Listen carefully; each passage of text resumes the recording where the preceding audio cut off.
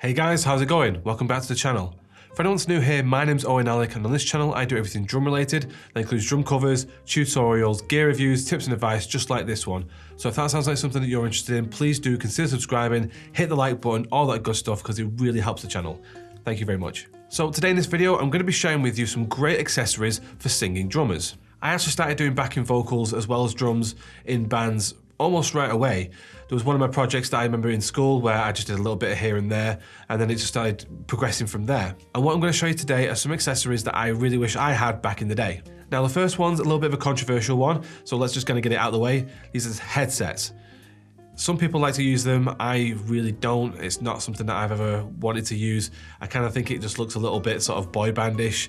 It's a bit of a stupid reason, but aesthetically I just don't think it looks right, and I don't want to use one. So I have always used an actual microphone at the side of me that I've used to kind of lean over. Sure, it's a pain in the ass, but I think it looks better.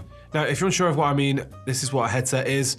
Sure, do one that's a reasonable price, and I have seen a lot of drummers using them, but like I say, they're just not for me. But it leads me on to number two, which is this, the Shure Beta 56A. This is a great mic because not only is it directional, but because of the swivel that you've got on here, you can have it at pretty much any angle that you like, and it'll suit any position that you want. There's actually an increasing number of drummers that are actually using these. Most notably for me is Ray Hearn of Haken. I saw him using this mic and I thought, that looks great and it sounds great whenever I've seen any live videos that they've done and heard his vocals. So I looked into it, it wasn't that dear, and I thought, you know, I'm gonna get it for myself. So the general position that people have this in is in front of them like this, hanging upside down, and then the boom arm comes over the top and it'll fix in place right in front of them. The problem with this is that most boom stands have three legs, and it can be very, very difficult to position them.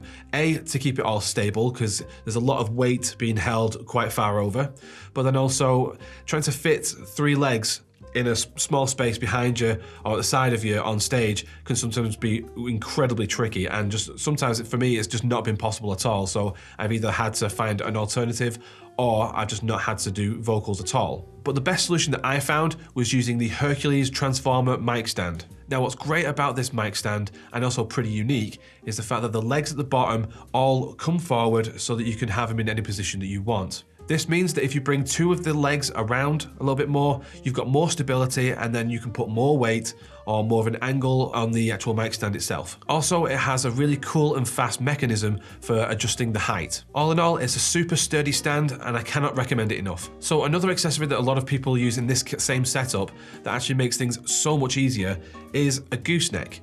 You attach that to the mic stand, and then as you bend this round, you can then have this at the bottom there, and it makes things just, again, so much easier. You can have it in so many different positions. It's actually movable, but then it stays in place. Again, this is super easy and super customizable, so you can arrange it however you like to suit your needs. Number 5 is to use a really good quality but long mic cable. When you're on stage and you've now got this massive mic set up, then you're going to need an extra long lead because you might not be too near to the stage box. So having a high quality cable means that it's going to sound better and it's going to last longer, but then also having the extra length means that you're ready for any size stage. At the moment, I'm using this Stag N-Series 10-meter cable, and it's been super reliable so far and it sounds great. I have actually been very impressed with the Stag stuff in recent years.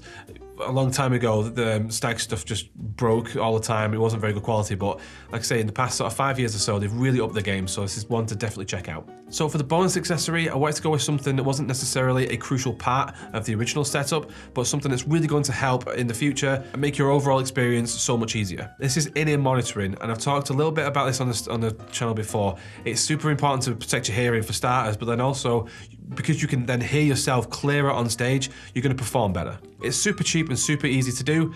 Here I have a Behringer P1, so this has got two inputs, so you can either have one coming from the desk and then one coming from a laptop, so you can have a backing track or something like that. You've got a volume knob, you've got the balance knob, and it's fairly straightforward to do. It does take 9-volt batteries, or you can plug it into the mains. It's a really nice little compact unit that just clips onto your belt, and then you've got a monitoring system straight there for you. For the actual in-ears themselves, I've run the Shure 425s. They sound amazing, they're not expensive, and the universal fit, so they're just gonna always be nice and comfortable. But that's it for this video. Thank you very much for watching. I hope you guys have got something out of it. I'll leave links to everything that you've seen in this video in the description below. Thank you again, and I will see you in the next video. Bye guys.